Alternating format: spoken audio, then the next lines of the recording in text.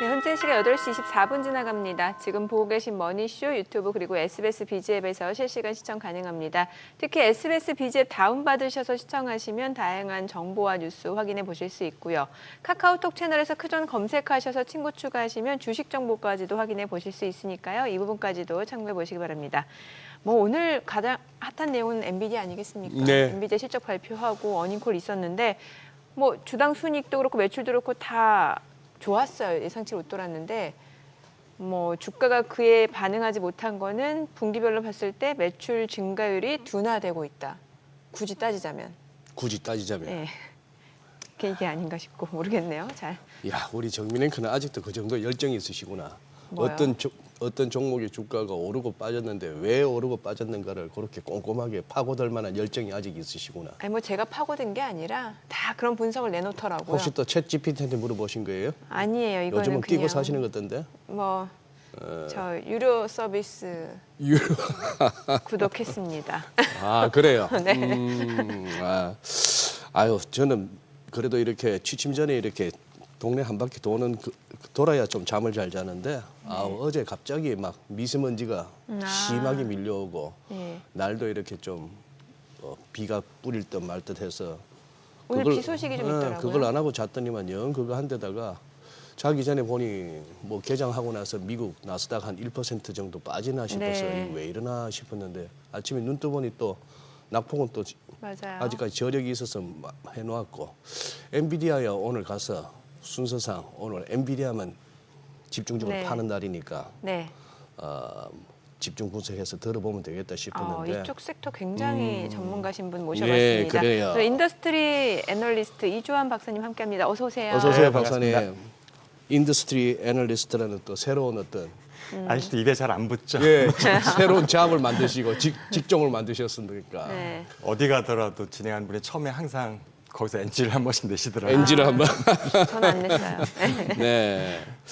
아, 그래요. 이 박사님 그래도 이 반도체 쪽으로 제일 많이 들여다보고 계시지 않습니까? 그렇죠. 뭐 그러면 엔비디아 발표 나왔기 때문에 오늘 박사님 모셨는데 그 전에 지금 미국장 아까 뭐 우리 굿모닝 마켓에서도 예. 내년에 대해서 낙관론과 비관론을 갖다 이렇게 소개를 했습니다만 시장이란 늘 그 낙관론과 비관론이 부딪히면서 더 간다 하고 다 왔다가 부딪히다 보니까 매매가 이루어지는 거고 그런 건데 결국 심리의 싸움이죠. 그렇죠. 네. 예, 우선 박사님 한번 지금까지 이렇게 잘 달려온 미국 증시 반면에 지지부진한 우리 증시 이렇게 현 위치에서 이제 뭐 금년은 다 갔고 내년 어떻게 내다보시는지 살짝 한번 뷰를 듣고 엔비디아 가시죠. 트럼프 재선되기 전까지는 한국 증시 내년 되면 이제 환율이 하방으로 조금 방향이 잡히게 되면 네. 그냥 금리 피보팅이 시작이 됐으니까 조금 괜찮지 않을까라고 생각을 했었는데 지금 뚜껑을 열고 보니까 예. 강달러 쪽으로 오히려 지금 방향이 가고 있잖아요. 그러네요. 네. 그다음에 기준금리는 분명히 내렸는데 시중금리는 오히려 올라가고 시장금리는 있는 오르고. 상황. 네. 이렇게 되면은 사실은 원달러 환율이 내려갈 가능성이 별로 없어진 거거든요, 사실상. 그렇죠. 원달러 환율이 내려가지 않으면 해외 외국인 투자자분들이 한국으로 많이 들어올 요인이 또 부족해지는 상황인 네. 거고요.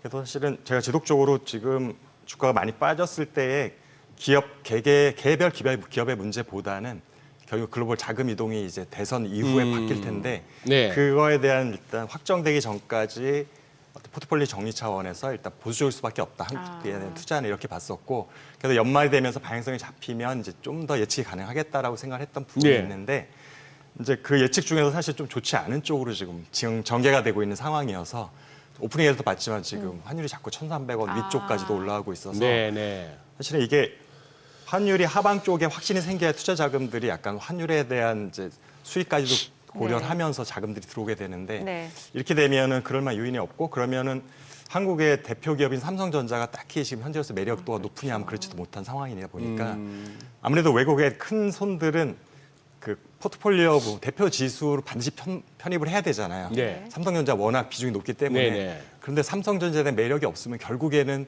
그 비율에 맞춰서 똑같이 한국 주식시장에 대한 투자 자금도 포트폴리오에서는 낮아질 수밖에 없는 상황이라고 저는 보고 있고요. 이제 그런 와중에서 지금 미국은 계속 경제는 여전히 견조하다라는 것 보여주고 있고 피보팅을 했는데도 불구하고 물가가 이렇게 확 내려가지도 않고 그렇다고 뭐 여러 가지 다시 경착륙 시그널도 보이지 않는 상황이다 보니까 미국에 대한 신뢰들이 좀 더 높아지는 상황. 네. 그래서 기왕 투자를 한다면 한국 시장과 미국 시장 중에 어느 쪽에 있는 택 기업들이 좀 더 매력이 높을까라고 생각해 보면 전반적인 마크로 상황까지 고려했을 때 아직까지 여전히 미국 쪽이 좀 더 매력적으로 보인다. 여전히. 그래서 일단 현 시점에서 보면 또 네. 갑자기 연말 연초 지나면서 바뀔지 네, 네. 모르겠지만 네. 내년에도 한국 주식 시장보다는 미국 주식 시장 쪽이 좀 더 매력이 높다고 볼 것 같습니다. 기관 투자자들 입장에서는. 예. 기관들의 네. 네. 미증시 쪽에서도 기존의 빅테크 관련주들. 그 부분은 수익률이요? 제가 볼 때는 예. 좀 고민되긴 하는데 네네. 올해 같은 경우는 빅테크 기업들이 사실은 뭐 옥석 없이 다 올라가는 예. 상황이었었거든요. 근데 전에도 한번 말씀드렸죠. 고금리 상황에서 IT 기업들이 이렇게 주가가 폭등하는 건 사실은 정상적인 건 아니다라고 말씀을 드렸었는데 예. 어쨌든 레벨이 높아져 있어요. 네. 그러니까 S&P 예. 뭐 500에도 굉장히 높아져 있고 내년에도 뭐 6,500 전망치도 나오고 이런 상황인데 그렇게 되면 내년이 되면 이제 사람들이 조금씩 이제 옥석 가리기가 본격화되지 않을까라는 생각이 들고 있어서 좀 더 가는 종목이 있을 거고요, 분명히. 예. 그다음에 사실은 좀 거품이 꼈다고 생각되는 기업들의 주식가들은 조정을 받을 가능성도 있습니다. 내년 상반기로 가게 되면은. 그래서 사실 미국 주식시장에서도 올해는 사실 묻지마 투자 가능했었던 시장이라면 원래는까지 내년에는 확실하게 기업의 밸류에이션을 좀 생각해가면서 투자를 하는 게 저희 뭐 서학개미들이 워낙 많으시니까 네. 이제 그것 쪽으로 좀 추천드리고 싶습니다. 네, 그래요. 지금 예. 엔비디아는 이제 한번 좀 꼼꼼히 한번 좀 분석해 주시죠. 왜 이렇게 얼핏 봐서는 나쁘지 않거든요. 그렇죠. 음. 네, 수치만 보면은 뭐 사실은 블랙 일출하도 문제가 없는 건지도 궁금하고 일단 뭐 어닝콜에서 나온 내용은 괜찮다라고 나왔는데. 이게 사실은 지난번 2분기 실적 예. 발표하고 나서 사실은 장외 시간 거래에서 완전 폭락했었잖아요. 네네. 그랬습니다. 2분기 그때도 실적 때도 보면은 맞아요. 수치만 넣고 보면 시장 괜찮았어요. 가이던스를 맞췄었고 예. 예. 그 수치가 뭐 전년 대비 실적하면 뭐 어마어마한 수치였습니다. 예. 성장률을 보였는데도 불구하고 예. 투자자들은 거기에 대한 우려가 더 컸단 말이죠.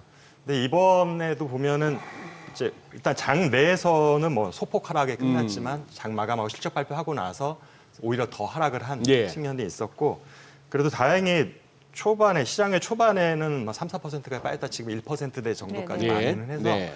이제 지난번 2분기 실적 때 같은 폭락은 아닐 거라고 일단 생각이 되고 있는데요. 이제 엔비디아 주가 같은 경우는 제가 볼 때 그 당시에는 1위를 하느냐 마느냐, 그 다음에 1위 싸움에 들어갈 수 있느냐 마느냐 했어요. 시가총액 기준으로 봤을 때. 네, 예. 근데 지금은 이제 완전히 온리 탑이 돼버린 상황이라서 네. 어허. 제가 볼 때는 뭐든지 그렇잖아요. 포트폴리오라는 게 있어요. 예. 기관 투자자들은. 그러니까 엔비디아에 대해 설정해 놓은 수치들이 있어요. 퍼센트. 근데 뭐 이거에 대해서 이미 주가가 많이 올라간 상황이다 보면은 점점 시가총액이 높아질수록 거기에 대한 어떤 견제 심리도 있어야 되고 수치상으로 사실 리미트가 있기 때문에 그 리미트를 넘어가게 되면은 더 추가로 살 수 없는 상황이 되는데 이제 이런 포트폴리오 조정이 제가 볼 때는 올 이제 11월 지나면서 이제 본격화가 될 거라고 생각이 되고 있어서 그때까지는 사실은 공격적인 투자라기 조금 어려울 수도 있겠다는 생각이 들긴 하고요. 근데 그럼에도 불구하고 이제 좀 낙관적으로 보는 이유는 그럼 내년에 AI 시장 수요에 대한 것들은 뭐 우려 사항이 있느냐 아니면 여전히 네. 성장세가 좋을 것이라 보느냐라고 보면은 뭐 저도 역시 내년까지는 AI 시장이 나쁘지 않다고 보기 때문에 결국엔 최대 수혜자가 될 수 있는 거는 엔비디아 그다음에 SK 하이닉스 정도를 저희가 꼽고 있잖아요. 네. 그런 면에 있어서 분명히 호재도 존재를 한다.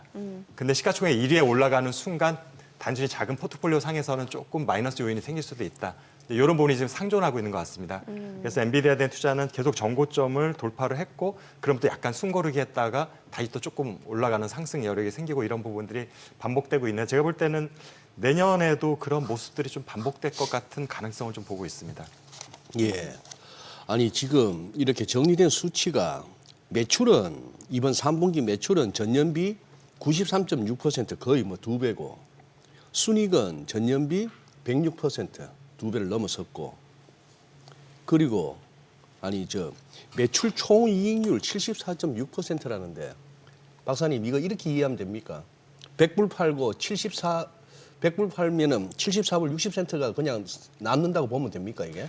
이게 매출 총이익률이 네. 이제 영업이익률하고 많이 차이가 있거든요. 영업이익률하고 우리가 보통 기업의 수익성을 얘기할 때는 영업이익을 가지고 예, 얘기하는 게 그렇게 맞고요. 따지죠. 매출 총이익률이라는 거는 매출의 분모에 이제 매출이 들어가고 분모의 매출. 그다음에 이제 분자의 수익이 들어가는데 그 수익할 때 결국 비용이 빠진 게 들어가잖아요. 네. 그때 비용은 순 원자재 가격이 들어가는 거라고 보면 돼요. 생산 원가. 생산 원가. 생산 원가만 반영이 되는 거고 거기서 이제 영업이익으로 전환이 될 때 가장 많이 빠져나가는 게 판관비거든요. 아, 예. 인건비를 포함하고 예. 그 금액들이 상당히 크기 때문에 그래서 사실은 매출 총이익률하고 영업이익률하고 괴리가 상당히 커서 보통 2배 정도 나이기도 하고요.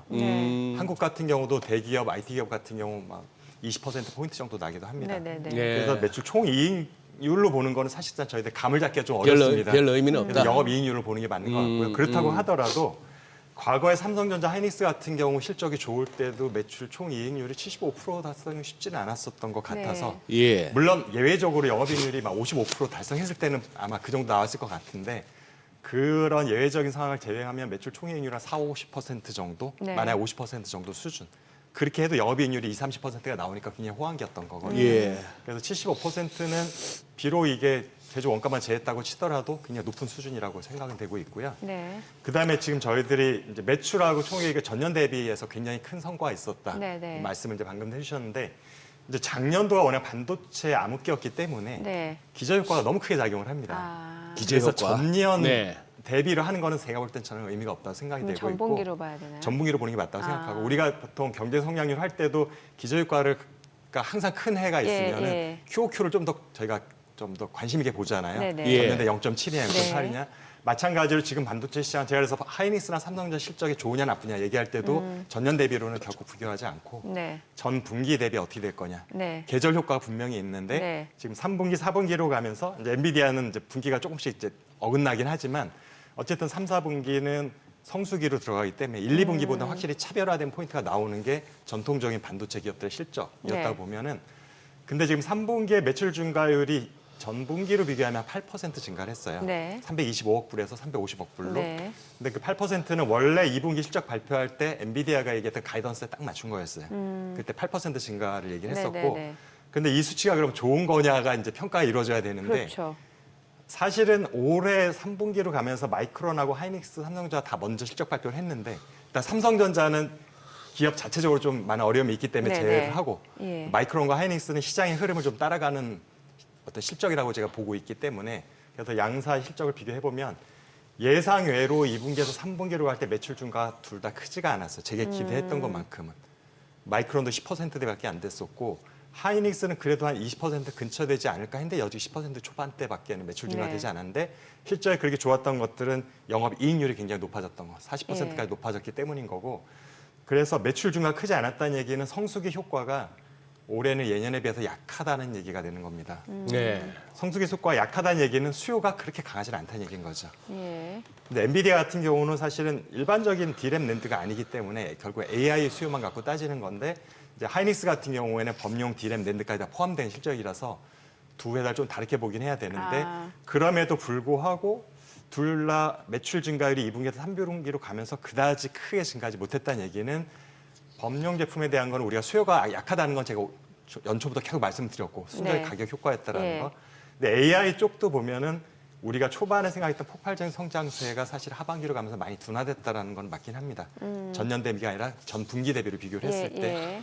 그다음에 중요한 건 이제 4분기 가이던스에 대한 게 사실 주가에는 많이 영향을 그렇죠. 미치기 때문에 4분기 가이던스를 375억 달러를 제시를 했는데 이게 결국에 또 전분기 대비 매출 증가율을 하면 7% 초반 정도가 됩니다. 네. 그 얘기는 4분기로 가면서 결국에는 성장세는 조금 더 둔화가 된다. 전분기랑 비교를 했을 때 그 얘기는 블랙웰의 효과는 사실상 거의 없다고 보는 게 저는 맞는 것 같고요. 예. 제가 블랙웰 효과가 본격적으로 하반기에 발생했을 때 4분기 매출을 한 400억 달러까지는 나와야 되지 않냐라고 수정을 해봤는데 지금 제시한 게 375억 달러는 얘기는 블랙웰은 거의 효과가 없고 여전히 호퍼치 위주의 호퍼. 매출과 수익이 발생하고 있다고 보는 게 맞아서 뭐 4분기부터 본격 양산이라는 게 양산 시작했다는 의미 정도로만 받아들이면 될 것 같습니다. 아. 그게 본격적으로 이익에 기여하는 효과는 내년으로 일단 넘어가야 될 것 내년. 같고요. 그게 뭐 출시 지연 효과일 수도 있고 뭐 수요자들이 아직까지는 그 정도 고성능 원하지 않을 수도 있고 양산 자체가 아직 본격적으로 이루어지지 못하고 있는 상황일 수도 있긴 한데 네. 정직하게 말하면은 사실은 언론에 얘기하는 거에 비해서 사실상 블랙웰 완성도가 아직 안 된 것이 아닌가라는 의구심이 좀 들고 있고요. 왜냐하면 고객들은 블랙웰이 출시만 되면 사겠다는 고객은 많이 있었거든요. 예, 예. 이게 대표적인 게 테슬라였었고 네, 네. 그런데도 4분기에 블랙웰 효과 거의 없는 가이던스를 제시를 했다는 얘기는 그 공급자 자체가 아직은 자신 있게 내놓을 만한 수준의 양산 단계에서 안 된 것 같다라는 게 제 솔직한 판단입니다. 최근에 뭐 이슈가 있었던 거는 그 블랙엘 서버 과열, 이게 블랙엘 칩 자체 문제가 아니라 이걸 이렇게 탑재하다 보면은 지금 과열이 될 수 있다라는 거고, 이거에 대해서 이번에 어닝콜 나온 얘기가 뭐 리퀴드 쿨링 얘기가 나왔어요. 그렇죠. 예. 리퀴드 쿨링은 사실은 5월달에 블랙엘 처음 출시 계획을 하면서도 나왔던 얘기이기도 네. 한데, 그래서 결국에는 이제 H밴도 좀 비슷한 측면이 있고요. 네. 삼성전자 어려움을 겪는 이유 중에 하나가 디램은 잘 만들었다고 네. 하더라도 이제 스택을 했을 때 최종적인 퍼포먼스가 잘 나올 수 있느냐. 이렇게 쌓아 올렸을 때. 그다음에 거기에 예. GPU까지 같이 인티그레이션 했을 때 퍼포먼스가 잘 나올 수 있느냐. 네. 이게 중요한데 아마 칩단에서 나오는 퍼포먼스가 만족했다 하더라도 인티그레이션이 점점 진행되면서 나중에 갔을 때는 기대했던 만큼 퍼포먼스 나오지 않기 때문에 콜 테스트가 좀 지연되고 있는 것 같거든요. 그렇게 봤을 때 지금 마찬가지로 엔비디아도 본인의 칩 테스트까지는 이상이 없었을 것 같아요. 네. 그런데 결국에는 이제 서버는 중간에 약간 뭐 우리가 이름을 알 수 없는 서버 전문 업체들이 있어요. 네네. 중국에도 많이 있고 그 업체들이 이제 렉이라는 것을 만들어서 설치를 해가지고 인티그레이션을 하게 되는데, 그렇게 되면은 또 다시 칩단에서 문제가 없었던 것들이 이슈가 발생을 할 수가 있는 거죠. 예. 그래서 그런 면에 있어서 이제 발열 이슈가 이제 얘기가 되는 것 같고, 그래서 저희들 공냉법을 주로 쓰고 있는데 이게 이제 순행법으로 해야 되지 않느냐는 얘기가 공냄이 에어 현재는 그냥 팬을 돌리는 거죠. 네. 그러니까 냉장고 같은 경우도 보면 뒤에 팬을 돌려 네. 시키고, 뭐 우리가 지금 데스크탑 같은 경우도 보면 소리가 나는 게 팬 팬 돌아가는 돌아가는, 소리잖아요. 예. 그래서 그 팬 돌아가는, 그래서 그 공냉식이라고 하는 건데, 이걸 순행식으로 바꾸는 게 그럼 기술적으로 지금 준비가 돼 있느냐 하는 부분도 사실은 조금은 의아심이 있는 것 같고, 네. 왜냐하면 지금 순행식 얘기는 반도체보다 전기자동차에서 먼저 사실은 얘기는 나오기 시작을 했어요. 배터리를 시키는 배터리에서 네. 발화, 화재 네. 위험 네. 자꾸 나오니까 아예 그러면 배터리의 전체 모듈과 패키지를 할 때 그거를 공냉식이지만 지금 순행식으로 해버리자. 그래서 아예 그냥 물속에 담가버리면 되지 않느냐 해서 먼저 그쪽에서 아이디어가 나왔었는데 네. 아직까지도 본격적으로 기술이 양산에 적용됐다는 얘기는 나오지 않는 상황이거든요. 네. 아이디어만 있는 상황이고. 예. 그래서 지금 서버를 순행식으로 한다라는 아이디어는 있지만 과연 그거를 최종적으로 구현해낼 수 있는 기업들이, 기술이 완성된 기업이 있는지 여부를 제가 일단 확인을 못 하겠고요. 그래서 아무리 젠슨항 그 CEO가 원한다고 하더라도 그거를 구현해 줄 수 있는 업체가 없으면 사실상 구현되는 시점은 점점 뒤로 밀릴 수밖에 없어서, 네. 그러면 두 가지가 되는 거죠. 발열 이슈가 만약에 확실히 있다. 그게 네. 이제 단일 칩에서는 괜찮은데 서버로 인티그레이션 할 때 생길 수밖에 없는 문제다고 하면은 사실은 두 가지예요. 성능을 조금 낮추는 수밖에 없는 거예요. 예. 아니면 그 고성능에 맞게 지금 냉각 효율을 높여야 되는데 순행식 기술이 완성됐다는 얘기는 아직까지는 들리질 않고 있는 네, 상황이어서 네. 그 부분에 대해서 그렇게 되면 블랙웰의 수요는 둔화될 수밖에 없는 거죠. 예. 네. 이제 칩은 완성됐다 하더라도 서버로 인티그레이션 됐을 때 발열 문제가 해결이 안 된 상황이라면 결국엔 최종 고객들은 서버 상태로 납품을 받아야 되는 거잖아요. 예. 그러면은 그럼 우리는 아직은 당분간 호퍼칩을 쓸 게가 되는 거라서 어. 그래서 제가 블랙웰의 효과는 아마 4분기에도 거의 없다고 보는 게 맞는 것 같다. 그래서 매출 가이던스가 이 정도가 나온 게 아닌가 이렇게 좀 추정을 하고 있습니다. 네. 사실 저 이제 엔비디아 주가 측면에서는 140불, 그러니 저 주식 분할 전에로 따지면 1,400불. 뭐 요즘 그걸로 해서 140불 공방이 상당히 중요했는데 이걸 갖다 이제 올라섰고, 특히 11월 6일 날 뭐 뉴욕 증시는 미국 대선 결과 보고 결과가 이제 거의 나오면서 진짜 환호하다시피 해서 갔는데, 얘는 11월 8일 날 지금 장중 고점이긴 합니다만 어쨌거나 149.77, 그러니 150이라는 레벨을 140 공방에서 추가 10달러 정도를 갖다 올려는 놓고 어제 종가가 145.89입니다. 지금 이제 박사님, 여기 이런 종목을 가지고 무슨 뭐 밸류에이션 PER 따지고 뭐 차트의 과매수 상태 따지고 하다가 늘 낭패를 당하기 마련인 게 이런 주식들인데, 잘 나가는. 뭐 갖고 계신 분들한테는 아무 소리 안 하겠어요. 그냥 갖고 계시라. 여기서 뭐 며칠 더 빠진들 조금 덜 먹을 뿐이지 하는 그건데, 지금 이제 벌써 엔비디아 뭐랄까요? MB 어천가. MB 어천가를 갖다가 각 방송마다 외친 지가 벌써 한 1년 넘게 되는데, 지금이라도 그럼 들어갈 것인가를 두고 고민하시는 분들한테는 어떻게 조언하시겠습니까? 만약 제가 투자를 직접 한다고 네, 하면은 네. 살 유인은 있는데 살 유인은- 지금은 안 살 것 같습니다. 지금은 안 산다. 왜냐하면 지금 차트를 쭉 보시면은 네. 모든 종목이 그렇지만 그냥 1년 내내 우상향으로 올라갈 수는 없어요. 그건 불가능한 얘기이기 때문에. 그러면 1년 만에 시가총액 2배, 3배가 돼야 된다는 그러니까, 얘기가 되니까 불가능해서 분명히 굴곡이 생길 건데 예. 지난번 우리가 한번 경험을 했잖아요. 2분기 발표 후에 그랬었죠. 140달러까지 갔던 게 막 120불까지도 떨어지고 막 이런 걸 봤을 때 산다고 분명히 장기 보유를 했을 때 유망하다고 생각하더라도 지금은 다시 치고 올라가 있는 시점이거든요. 네. 그럼 조금 지켜보다 분명히 또 떨어지는 시점이 나올 거라서 어. 제가 볼 때 그게 뭐 어디까지 떨어질지 정확하게 잡기는 어렵겠지만 최소한 130불 정도라든지 그 밑으로 내려가면은 다시 한번 매력적인 구간이 될 수도 있다. 대신에 이거는 이제 중장기 투자를 염두에 둔 얘기인 거죠. 1년 네, 이상 네. 했을 때에. 네. 그렇게 되면은 이제 그 시점에는 전 추천을 드리고 싶고 지금 147불 됐을 때 이제 남들은 다 갔는데 나만 갖고 있지 않으면 굉장히 불안 심리가 있다 네네. 보니까 네. 이러다 왜 부동산이랑 똑같은 거잖아요. 집을 살까 말까 아, 하다가 또 맞습니다. 올라가 버려서 맞습니다. 못 사면은 예, 아 예. 그때 샀은 게 제일 싸게 산 거였던 거다라는 것들. 예. 근데 이제 주식은 부동산과 조금 다른 측면이 있죠. 그래서 지금 엔비디아가 조금 더 올라갈 여력이 있지만 조금만 더 기다리면 아마도 몇 개월 이내에 다시 한번 또 쭉 빠지는 시기가 분명히 올 거라고 생각이 되고 있고요. 만약에 사더라도 그때 사는 게 좀 더 수익률을 안정적으로 가져갈 수 있는 타이밍이 아닐까? 개인적으로 그렇게 말씀드리고 싶습니다. 지금 방금 자막에도 나왔습니다만 필라델피아 반도체 지수는 어제 0.71% 하락입니다. 지금 보니 필라델피아 반도체 지수 중에서도 시총 큰 애들은 뭐 위에서부터 한 6개 정도가 전부 마이너스인데 퀄컴 마이너스 6.34%, 브로드컴 마이너스 1.27%, 뭐 그런 식이네요. 그런 식이다 보니까 자 뭐 그러면은 지금 이제 우리가 뭐 엔비디아만 보고 뭐 SK 하이닉스는 엔비디아 주가하고 꽤나 상관관계가 높았습니다만 우리 지금 반도체 필라델피아 반도체 지수에 좀 예민할 수밖에 없는 국내 증시 아닌가요? 최근에는 상당히 미국의 영향을 많이 받고 있는 상황인 예. 거고요. 근데 저 필라델피아 반도체 지수 자체가 저는 사실은 우리 시장하고는 그렇게 한국의 IT 기업들하고 매칭도가 높지는 않은 것 같아서 우리는 주로 D램이고 뭐 HBM 이루는데 예, 저쪽은 그런 것도 네. 있고 지금 보면은 이제 분명히 제가 내년 되면은 IT 기업들도 이제는 옥석가리가 될 것이다. 네. 그 얘기는 이제 양극화될 수도 있다는 얘기가 되는 거고 예. 이렇게 됐을 때 저런 대표적인 지수라는 거는 결국 덩치 큰 애 하나가 그냥 끌고 가는 거잖아요. 그러다 뭐 한 기업의 효과 때문에 저희는 올라갈 수도 있지만 개별 종목으로 들어가 버리면 굉장히 다른 양상이 네. 나타날 수도 있어서 저는 지수 자체를 추종해야 하는 거에는 사실은 조금 좀 조심스럽다는 느낌이 있기도 하고 그다음에 미국 시장과 한국 시장이 사실은 동조화가 그렇게 높지 않을 수 있다는 걸 이미 초반에 말씀드렸잖아요. 그게 환율 문제 때문에. 그래서 한국 시장에 대한 매력도가 높아지지 않으면은 미국 시장에 대한 쏠림이 더 커질 수밖에 없어서 그때 미국 지수에 대한 기대치가 높아지더라도 한국 지수에 대한 기대치가 똑같이 높아지지는 않는 거거든요. 네. 그런 것들을 좀 염두에 두셔야 될 것 같고 그래서 제가 최근에 말씀드리는 거는 제가 볼 때는 연말에는 현금 비중을 높이는 게 좀 더 좋지 않을까라고. 왜냐하면 방향성을 지금 잡기가 쉽지가 않아요.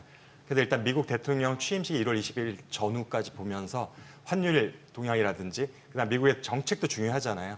지금 바이든 행정부에서 트럼프 행정부로 바뀌면서 지금 뭐 칩스법, IRA 이런 약간 지원 제도들에 대해 손질을 하겠다라는 얘기들을 계속 유세장에서 얘기를 해왔기 때문에 예. 촉각을 우리가 지금 그쪽에 이제 갖고 있는 상황인데 이 부분에 대해서도 아직까지 방향성이 명확히 잡히지 않은 상태다 보니까 영향을 받을 수밖에 없기도 하고요.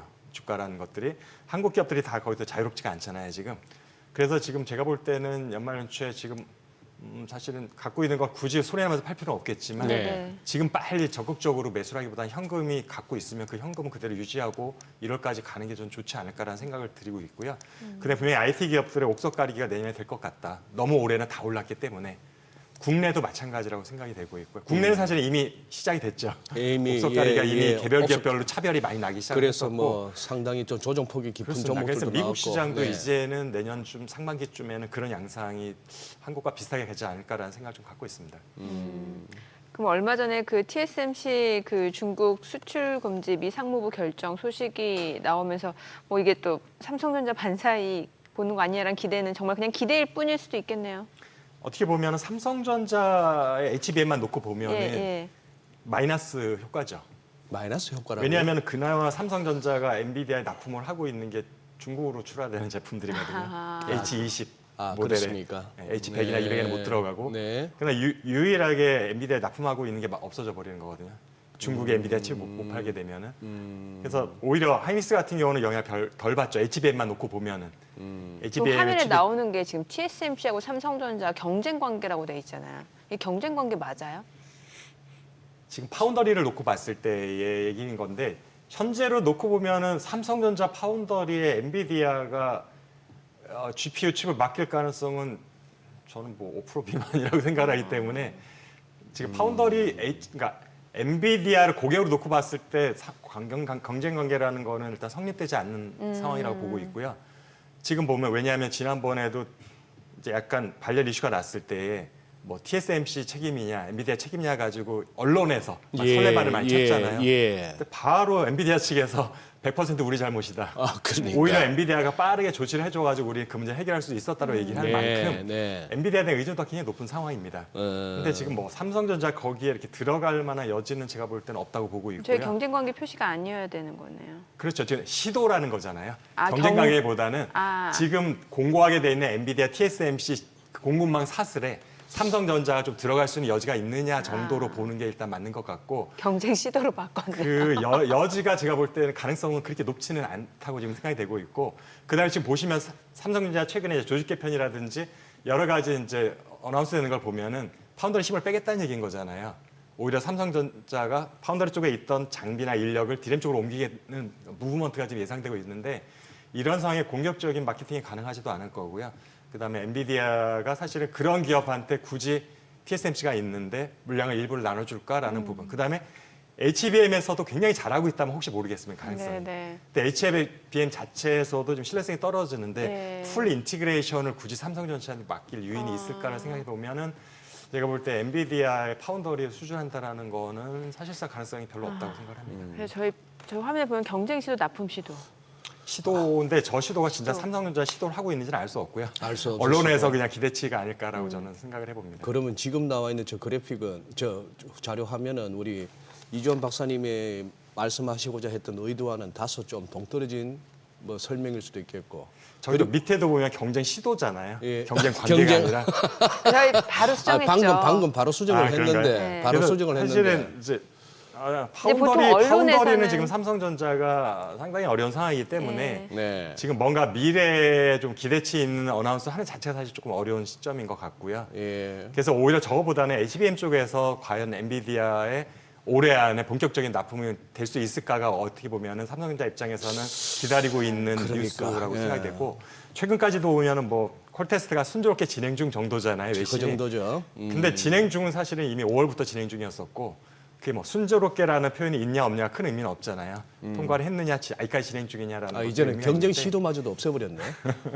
이야. 그러니까 이게 보통 일부, 그러니까 많은 언론사에서 이제 TSMC하고 우리나라 삼성전자가 서로 이제 뭔가 이제 반사이익을 기대할 수 있는 경쟁 관계지 않을까라는 부분에서 이제 보통 그렇게 컴퓨터 그래픽 CG를 제작을 하죠. 지금 네. 보면 이제 우리들이 이런 얘기들이 많이 네. 나오는 거는 이제 미국 대통령이 바뀌면서 변화될 것에 대한 네. 것들에 대한 우려, 비대 이런 것들이 과연 반도체 시장에 어떤 영향을 미칠까라는 쪽에서부터 이제 모든 아이디어가 시작이 된 것 같고요. 네. 그러다 보니까 여기서 과연 우리가 유리해지는 게 있을까, 불리해지는 게 있을까 이런 걸 하면서 중국에 대한 미국의 어떤 압력이 더 가해졌을 경우에 한국 기업들의 뭐가 수혜되는 측면 없을까, 반사이익은 그렇죠. 없을까라는 예. 의미에서 아마 저런 맞아요. 얘기들이 나온 것 같고, 근데 방금 말씀드렸지만 지금 엔비디아 관련, HBM 관련해서 보면은 중국에 대한 제재, 완전히 중국의 칩을 팔지 못한다. 저가품 자체도 팔지 네. 못한다고 하게 되면은 사실은 삼성전자 입장에서는 오히려 마이너스가 되는 게 맞는 것 같고, 예. 그래서 우리한테 사실은 수혜는 없죠. 우리가 AI 관련해서 보면. 정민앵커 빠르네요. 저는 지금 저 자료 화면에 엔비디아 칸에 두 번째 무슨 뭐 첨단 공정 TSMC 의존 이거 읽고 있는데 아까 그 경쟁 관계 그거 보고 막 지적을 들어오네요. 근데 아무리 지금 봐도 보면- 경쟁 관계가 아닌 것 같아요. 그러니까 굉장히 센스가 굉장히 있으시고 빠르고 이제 순발력 떨어질 때가 돼 가는데 슬슬. 제가요? 예, 아직 빠르시네. 아직 괜찮아요. 은퇴하다는 괜찮으셔? 지금 돌려서 말씀하시는 거예요. 서로 돌려서 그렇게 아 근데 말하지 오히려 맙시다. 제가 관심을 갖고 있는 거는 네. 지금 이제 한두 주 전에 지금 대만 총통이 무슨 얘기를 했냐면 대만 엔비디아 총통. 쪽에다가 네. 2나노 이하 최신 공장은 대만에만 지어라라고 그랬어요. 아, 그래요. TSMC 보고요. TSMC한테. 근데 미국은 3나노, 주로 2나노 예. 이하의 공장을 미국에 짓겠다라는 게 계획이거든요. 예. 첨단 예. 공장을. 예. 그러면서 지금 보조금도 뭐 9조 원이 넘게 예. 확정을 지어놓고 공장 짓고 있는 건데 이렇게 되면 지금 미국 정부와 대만 정부 사이에 컨플릭트가 돼버리는 거예요. 그러네요. 그럼 TSMC 입장에서 굉장히 곤란한 처지가 되는 거죠. 지금 자국 정부의 말을 무시할 수는 없잖아요. 네. 여전히 대만 생산량이 훨씬 많고 미국에 생산하는 것보다 그 다음에 지금 국적 자체가 대만 국적이기 때문에 전혀 무시할 수 없는 네, 상황인데 네. 지금 대만 정부는 이나노 이상 해외 짓지 마라. 미국은 이나노를 우리 공장에 우리 땅에 미국 지어라는 들어와서 해라. 상황에서 이 부분이 과연 정말 트럼프가 이제 취임을 하고 나서 양국 간에 상당한 긴장 관계가 될 것 같다라는 생각이 들고 있고요. 이제 미국 같은 경우는 지금 대만 해협에 대한 부분에서도 사실 바이든 행정부와 트럼프 행정부 조금은 견해차가 있잖아요. 이제 그런 부분에서 그게 사실 역학관계가 같이 맞물릴 수가 있는 것 같아요. 안보와 관련된 부분하고 TSMC라는 한 기업이 이 정도 영향이 있다는 게 참 놀라운 거긴 한데 그러게요. 그러네요. 이 한 기업을 양국 굉장히 참 중요한 두 나라가 서로 공장을 차지하기 위해 가지고 좀 경쟁하고 있는 관계. 대만도 물론 보조금이 주고 네, 있고요. 네. 근데 그것을 아예 그냥 간접적으로 하니까 대놓고 아예 지금 어나운서 그러게요. 하고 있는 거잖아요. 압력을 주고 예, 있는 예. 거잖아요. 그래서 이것이 만약에 미국 입장에서는 안보라는 카드를 갖고 있어서 이걸로 대만 정부를 또 약간 위협할 수 있는 여지가 있긴 하거든요. 무슨 얘기냐. 우리도 이나노 공장이 필요한 거다라고 네. 하면서 이 TSMC한테 예외를 줘라. 나 대신에 우리가 반대급부 뭐를 주겠다. 네. 뭐 이런 게 있을 수 있잖아요. 뭐 예를 들어서 대한해협에 있는 우리 뭐 태평양 함대 인원수를 좀 늘리겠다라든지 뭐 함정수를 좀 더 자주 빈도수를 우리가 자주 가겠다라든지 뭐 이런 것들을 딜을 할 수도 있는 상황이고 네, 네. 해서 지금 제가 볼 때 이 부분이 굉장히 복잡한 방정식이 지금 생기는 상황이어서 네. 지금 무조건 TSMC가 이제 미국에 많이 짓겠다라는 것도 지금 브레이크가 걸리는 상황. 그렇게 근데 거기다 이제 관세가 들어가게 되면은 최종 고객이 미국에 있는 경우에 그럴 경우에 과연 TSMC가 대만의 공장에서 만나 미국으로 가게 되면 또 관세를 받게 되잖아요. 미국 공장을 다 지어서 할 수 없는 상황이 되는 거잖아요. 이렇게 됐을 때 그러면 그 관세로 인해서 가격 올라가는 효과는 또 어떤 나비 효과가 있게 될 것인가. 이래서 이제 그 부분도 사실 우리가 좀 더 지켜봐야 될 부분이 있습니다. 일각에서 언론에서는 워낙 TSMC가 사실은 독보적이고 가격 결정력을 갖고 있으니까 네. 관세 부과되면 다 고객한테 전가해 버릴 거다. 그래도 살 거다. 그래서 아마 TSMC 실적에는 문제가 없을 것 같고 최종 고객들의 이제 수익성에 오히려 문제가 생길 수 있을 것 같다라는 이제 추측성 보도들이 나오고 있고요. 근데 그 분석도 저는 뭐 터무니없다고 생각되지 않고 예, 예. 있고요. 그래서 사실은 뭐 확실히는 모르는 거죠. 그래서 지금 알겠습니다. 관세 정책하고 이나노 EI 공장을 헤게모니에 대한 부분하고 지금 다 맞물려 있어서 네. 이게 단순히 지금 AI 시장이 내년 좋을 거냐만 갖고 지금 예측하기 어려운 측면이 분명히 생겼습니다. 이게 근데 다 기업의 실적으로 영향이 되는 거거든요. 네, 네, 네. 왜냐하면 원가율에 상관이 미치는 부분이 네. 있기 때문에 공장이 어디 있냐에 따라서. 예. 예. 그래서 우리가 이 부분이 좀 복잡하기 때문에 너무 일부 언론이나 유튜브 방송에서 그냥 단정적으로 나오는 걸 가지고 쉽게 좀 이거가 맞구나라고 결정을 내리보다는 굉장히 복잡한 역학관계가 있다라는 것도 좀 생각해 주시면 좋겠습니다. 그래요. 우리 박사님 이주원 박사님 설명 듣다가 동시효과 놓쳐버렸네요. 동시효과 놓쳤는데. 저 방송하면서 동시효과 안 한 적 처음인 것 같아요. 그죠? 네. 우리 그죠? 네네네. 근데 왜냐면 우리 뭐 끼어들기 대마왕 우리 정민 앵커가 도저히 뭐 중간에 중단시킬 틈이 없었어요. 그죠? 아니 전 끼어들기 대망이 아니라 그냥 아닌가? 일단 이제 뭐 컨텐츠의 죄송해요. 연결성을 위해서 그냥 기다려 준 거고 일단 뭐 시장 자체가 국내 증시가 요즘 그렇게 뭐 관심도 주저주저 없는 궁금하지가 상황이고 않죠. 일단은 뭐 많은 분들이 뭐 엔비디아 관심 있으시고 또 오늘 삼성전자, SK하이닉스 어떨까 이 부분 관심 있으실 것 같아서 사실 시장 전체적인 움직임은 뭐 외국인이 매수를 해주지 않는 이상 글쎄요. 큰 의미가 그래요. 없는 것 같아서. 예. 또 동시효과대로 가는 시장도 아니고 요새. 그럼요. 이게 저가에 매수하고 싶어서 이제 걸어놓으면 그게 또 호가로 잡히니까 글쎄. 예. 알 수가 없는 상황이죠. 예. 뭐 지금 화면에서 뭐 삼성전자, SK하이닉스 오늘 좀 하락 출발되는데 이것도 개장하고 뚜껑 열어봐야 또 아는 거고. 맞아요. 네, 그렇습니다.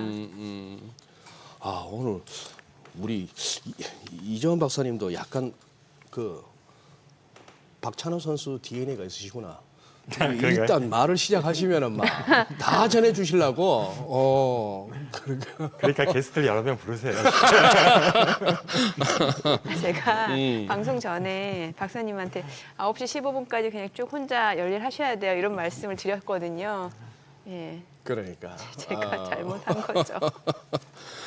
네, 일단 오늘 뭐 국내 증시 지금 호가 상황 뭐 반도체 섹터 보셨잖아요. 예. 또 뭐 삼성전자 주주분들 많으시고 지금 뭐 글쎄. 약간 하락으로 지금 성공되고 있긴 한데 55,000원 이게 딱 호가. 9시 된 순간에 확 바뀌는 경우가 많아가지고 맞아요, 예. 뭐 알 수가 없을 것 같고 사실은 지난 밤에 사실은 나스닥 상황이 IT 기업들 전반적으로 약세로 끝나긴 네네. 했어서 뭐 우리가 크게 오르면서 시작하기는 좀 어려울 것 같다는 생각을 하고 있습니다. 아,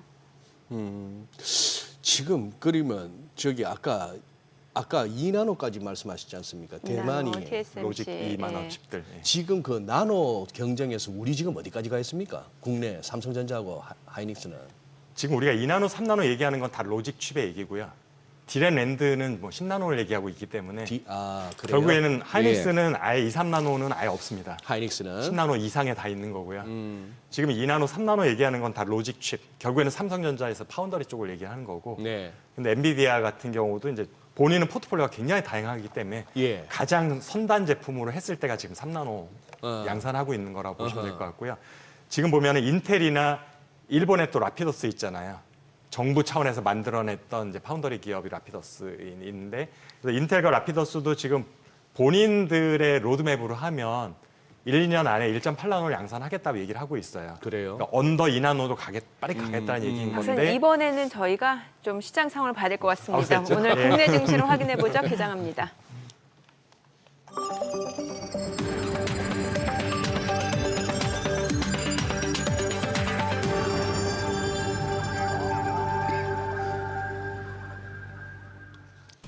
네, 11월 21일 목요일 국내 증시 개장했습니다. 간밤 뉴욕 증시 혼조로 마감했고 무엇보다도 엔비디아 실적이 가장 큰 이벤트였습니다. 장 마감 이후 실적 발표했고 시장 예상치에 부합하는 수준, 또 뭐 매출 같은 경우나 주당 순이익 시장 예상치를 웃도는 수준이었습니다만 분기별로 봤을 때 매출 증가율이 둔화되고 있다라는 측면에서 뭐 지난해 4분기부터 한 260%에서 220% 그리고 이번에는 한 70% 수준으로 분기별로 매출 증가율이 둔화되고 있다라는 점에서 주가가 좀 떨어지는 모습이었습니다만 또 최근에 주가가 많이 올라온 측면에서 좀 차익 실현 욕구도 있지 않았을까라는 생각도 들죠. 오늘 양시장 출발 지수부터 보겠습니다. 코스피가 0.2% 소폭 하락 출발 보여줍니다. 2,476포인트, 코스닥 약보합권이죠. 682포인트입니다. 양시장 약보합 출발 보여주고 있고요. 시가총액 상위 종목 시초가 보겠습니다. 삼성전자 오늘 0.5% 떨어집니다. 54,900원, 55,000원 선을 중심으로 흐름 이어지고 있고 SK하이닉스 1% 떨어집니다. 168,900원. LG 에너지솔루션이 0.5% 하락 398,500원, 삼성바이오로직스가 0.8% 올라갑니다. 946,000원이고 현대차 소폭 올라갑니다. 219,000원, 기아가 0.4% 상승 98,600원, 그리고 삼성전자 우선주가 강보합권으로 47,550원, 셀트리온 1.58% 올라갑니다. 174,100원이고 KB금융 약보합으로 95,500원, 네이버가 0.5% 하락으로 192,100원 선에서 움직임 이어집니다. 코스닥 시가총액 상위 종목 시초가도 보겠습니다. 알테오젠이 오늘 3% 떨어집니다. 지금 5거래 연소 하락세고요. 34만 원권까지 내려오고 있는 상황입니다. 에코프로비엠 0.4% 내림세 128,300원, 1% 하락이네요. HLB 0.8% 하락 71,000원, 에코프로 0.2% 하락 69,800원, 리가캠바이오가 1.48% 하락으로 101,100원 선에서 움직임 이어집니다. 자, 그리고 엔캠이 1.2% 상승합니다. 141,300원에 거래되고 있는 모습이고 휴젤이 0.8% 떨어집니다. 지금 28만 1,000원권, 낙폭 좀 줄여내면서 0.3% 내림세죠. 지금 28만 1,000원으로 지금 사흘 만에 좀 차익 실현 물량들이 나오면서 소폭 하락 흐름 이어지고 있고요. 클래시스 0.4% 떨어집니다. 48,150원. 삼천당자 0.5% 올라갑니다. 116,300원. 레인보우 로보틱스가 0.5% 하락 139,700원에 거래되고 있습니다.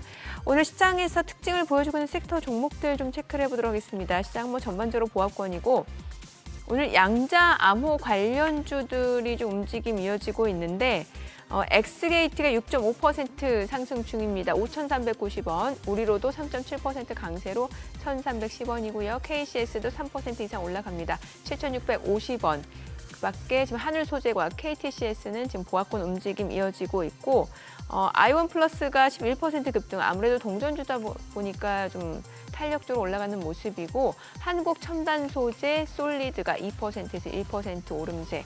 ICTK도 2.8% 상승 보여주고 있습니다. 그밖에 드림 시큐리티, 코위버도 2% 안팎으로 상승 보여줍니다. 오늘 양자 암호 관련주들이 상승을 보여주고 있는 상황이고요. 자, 뭐 그밖에는 지금 건설 섹터에서 좀 중소형주들이 움직임이 이어집니다. 이화공영이 지금 11% 급등합니다. 2,860원 선이고요. 오늘 뭐 수출 지표도 나왔네요. 무역 흑자 8억 달러 지금 나오고 있는 상황이고 중소형 건설 섹터 내에서는 지금 이화공영, 삼부토건, DYD가 강세를 보여줍니다. 삼부토건도 8% 강세고 DYD 4.9% 올라가고요. 지금 보시게 되면 우원개발 1.8% 상승 중이고 일성건설, 남광토건 7%, 6% 강세입니다.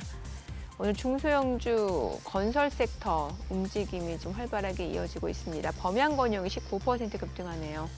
코오롱글로벌도 3.5% 상승 보여주고 있는 상황이고 이게 우크라이나 재건 쪽하고도 맞물려 있다고 보시면 될 것 같아요. 우크라이나 재건 쪽 맞물리다 보니까 삼부토건, SY 스틸텍, DYD 모두 올라가고 있는 상황이고 SY 스틸텍이 지금 7% 가까이 올라가고 있는 상황이고요.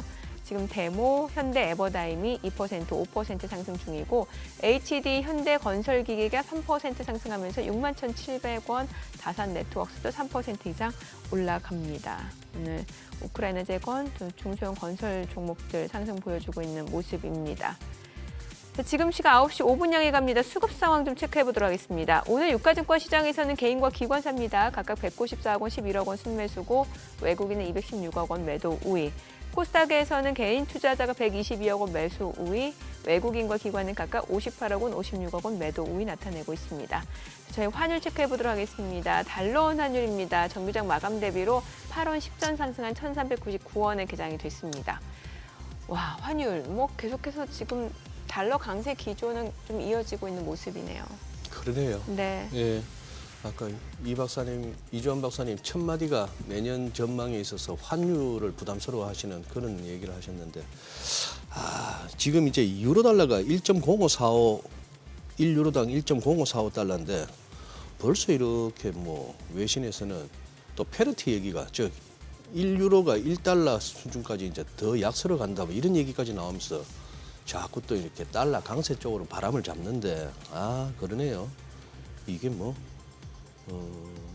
그리고 외국인이 끝내 안 사고 삼성전자 지금 그러한데 박사님 아마 그동안에 제 짐작컨대 여러 매체에서 이제 이 삼성전자 관련해서 말씀을 하셨을 것 같은데 지난주 목요일 날 기어이 49,900원이라는 종가를 만들었지 않습니까? 일주일 전에. 네, 맞습니다. 그날이 옵션 만기일이었고 그런 변수도 있었는데 그 다음 날 아침부터 외국인하고 기관이 미친 듯이 사더니만 저 종목이 7%, 8% 오르더니 뭔가 했더니만 마침내 자사주 매입 나오고 소식 나오고 했는데 그 전에 이게 5만 원까지 이렇게 내려오게 된 그걸 갖다가 여러 번 질문을 받으셨을 것 같은데 어떻게 설명하셨습니까? 사실은 이제 사자 나오기 바로 며칠 전에 제가 이제 SBS에서 양희자 전 의원이랑 사실은 그 부분에 대한 주제가 나왔었어요. 어디까지 내려갈 직설에서 거냐. 하셨나요? 아니면 오후 프로그램 오후 내일에서. 프로그램. 네네네. 그때 저는 사실은 이제 수치를 얘기한 조금 시청자들이 안 좋아할 것 같아서 네.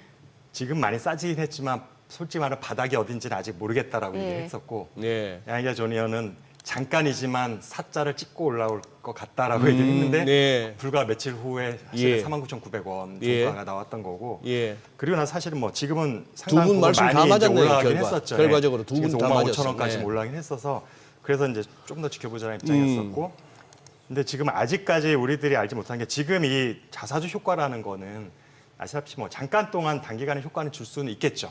어쨌든 실질적으로 투자자들한테 약간 안심을 주는 포인트도 있고 그다음에 약간 주식 수를 실제로 흡수해버리는 효과도 있긴 할 텐데 근데 궁극적으로 자사주 효과라는 게 기업의 본연적인 경쟁력이 지금 의구심을 받고 있는 상황에서 그런 재정적인 부양책 같은 것들은 단기간에 그칠 수밖에 없다라고 일단 생각을 하고 있어서 제가 볼 때는 정말 주가가 더 이상 내려가지 않게 하방 경직성이 생기게 하려면 빨리 HBM 퀄이 통과했다라는 확실한 소식이 들리든지 아니면 파운더리 관련해서 획기적으로 이제 여기서 제대로 할 수 있다라는 시장에 신뢰해 줄 수 있는 뭔가 나오든지 아니면 최소한 디램에서조차도 이제 5세대, 6세대 제품에서 확고하게 다시 이전의 경쟁력을 찾을 수 있다라는 시그널이 나오든지 그 중에 하나가 돼야지만 사실은 제대로 된 이제 가격 반등이 될 거라고 보고 있어서요.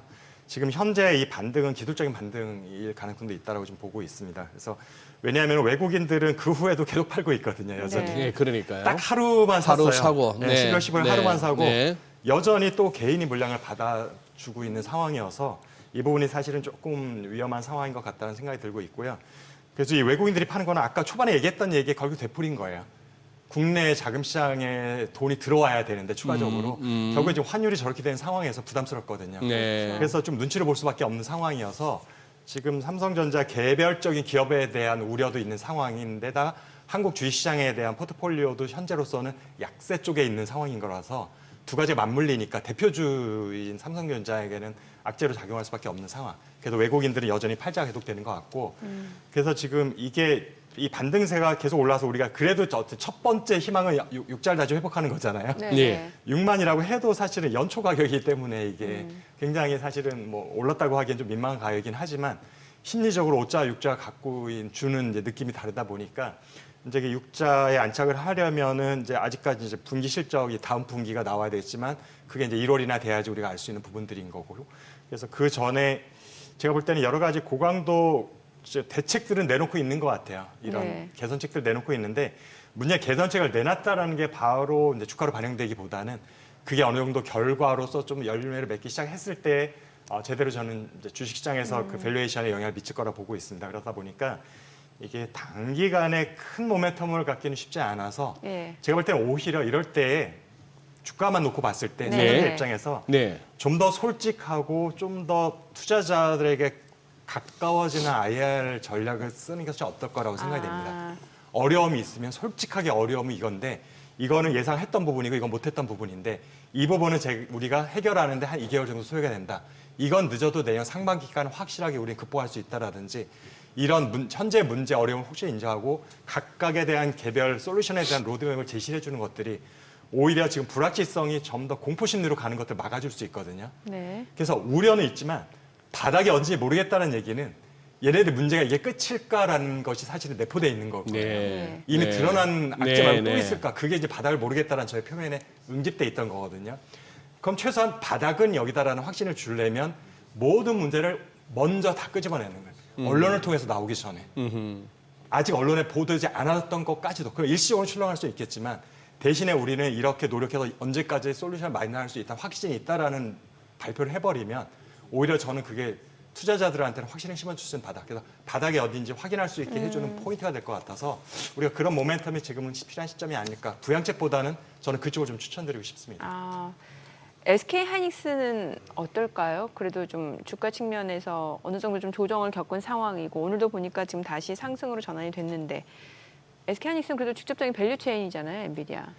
그러니까 지금 실적에 대한 거로 보면은 사실 예. 걱정은 안 합니다. 아, 4분기 예, 실적도 예. 좋을 거라 예상이 되고 있고 늘 말했지만 이제 연초 1월 됐을 때 지금의 그런 업사이클이 막 시작됐는데 언제까지냐? 네. 일단 내년 상반기까지다. 네네. 하반기는 지켜보자. 왜냐하면 기껏해 6분기 정도거든요. 예. 업사이클이 지속되는 기간이. 그래서 일단 내년 상반기까지는 하이닉스도 마찬가지로 시장 시황을 쫓아가고 있고 또 HBM의 비중이 높아지고 있기 때문에 좋을 네. 거다라고 예상이 되는데 근데 내년 하반기로 가게 되면 사실은 지금 전반적인 D램과 낸드 수요가 썩 좋지는 않은 상황이다라는 것은 저도 이제 공감을 하고 있는 부분이고 HBM의 수요가 하반기 되면 둔화될 가능성도 배제하지 못하고 있습니다. 그래요? 현재로서는. 네. 그래서 내년까지의 연말로 잡혀 있었던 빅테크 기업들의 케이펙스를 보면은 연간으로 봤을 때 내년이 올해보다는 좀 더 좋아질 가능성이 있지만 그게 이제 상고 하저가 될 수가 있다라는 거죠. 개별 기업 실적으로 갔을 때 그다음에 HBM에 국한돼서 본다라면 그래서 그런 것들은 조금 우리가 염두에 두는 게 좋겠다 생각이 되고 있어서 근데 보면 최근에 하이닉스도 외국인들이 많이 팔고 있거든요. 네. 그래서 이거는 실적에 대한 우려로 판다기보다는 전반적으로 한국 IT 섹터에 대한 포트폴리오가 좀 빠지고 있다고 보는 게 맞는 것 같고요. 네. 이 부분은 아까 말씀드렸지만 불확실성이 크다. 지금 미국 대통령이 바뀐 취임 이후에 어떤 변화가 있을지 모르겠다라는 것에 대해서 약간 보수적으로 가는 측면, 그다음에 환율에 대한 걱정 때문에 한국에 대한 포트폴리오 공격적으로 가기 어렵다는 측면 같은 것들이 복합적으로 작용을 하고 있어서 이제 하이닉스의 실적만 놓고 보면 저는 주가는 충분히 더 올라갈 수 있는 여지가 있어서 삼성전자하고는 좀 차별화된 포인트는 있다라고 보고 있고요. 네. 그럼에도 불구하고 좀 외국인들이 계속 지금 뭐 7일 거래일 연속으로 지금 매도를 하고 있는 거로 봐서는 여전히 앞서 말했던 마크로 이슈들이 좀 더 크게 작용하고 있는 시장인 것 같습니다. 지금 화면에 속보가 나오고 있는데 세계 최고층 321단 낸드 양산 이거는 어느 정도 좋은 거예요? 지금 낸드에서 뭐 네. 230단이냐 320단이냐 얘기를 하는 것들은 제가 잘 몰라요. 제가 볼 때는 이제 기술력을 앞섰다라는 측면에 대한 홍보 효과는 있죠. 예를 들어서 네. 지금 이제 D램을 했을 때 나는 5세대가 아니고 6세대를 먼저 양산했다 이런 거와 비슷한 측면이 있는 거거든요. 네. 근데 그게 정말 기업의 실적과 수익성에 어마어마한 영향을 미칠 수 있을 것이냐라고 보면은 사실은 뭐 그렇게 크게 영향을 주지는 않을 수 있다라는 것이 일단 일반적으로 보는 시각이어서 특히 낸드 시장 같은 경우에 지금 유일하게 좋은 시장들이 이제 SSD 시장인 거예요. 범용 낸드는 이미 가격도 하락세이고 D램도 지금 서버 관련된 쪽에서는 여전히 보합세를 유지하고 있지만 일반 PC용이나 모바일 쪽에서는 약세로 전환된 상황이어서 지금 반도체 시장 전체 수요를 보면은 AI 관련된 서버 관련된 쪽에서만 유일하게 버텨주고 있고 네. 다른 수요는 이미 사실은 이미 꺾여 있는 상태입니다. 네. 이런 걸 감안하게 되면은 낸드에서 300단이 먼저 남들보다 만들었다라는 것들이 사실 큰 의미를 갖기는 어렵고 단지 그럼에도 불구하고 이런 게 필요한 거는 요즘 중국이 뭐 다 따라왔다라는 얘기들 이런 네. 것들이 주가에는 영향이 미칠 수 있거든요. 예. 네. 미래에 그러면은 이제 갖고 있는 경쟁력이 없어지는 거냐라는 우려가 있으니까 그런 면에 있어서 우리는 아직도 탄탄한 기술의 우위 격차를 갖고 있다라는 것들을 투자자들에게 안심시켜주는 그러네요. 효과는 분명히 있을 것 같습니다. 알겠습니다. 오늘 내용 잘 들었습니다. 고맙습니다. 네, 고맙습니다. 고맙습니다. 네, 오늘 들으신 내용과 관련해서 더 다양한 정보 원하시는 분들은 카카오톡 채널에서 크존 검색하셔서 친구 추가하시기 바랍니다. 최근 외국인 관심 있게 보는 리포트까지 확인해 보겠습니다.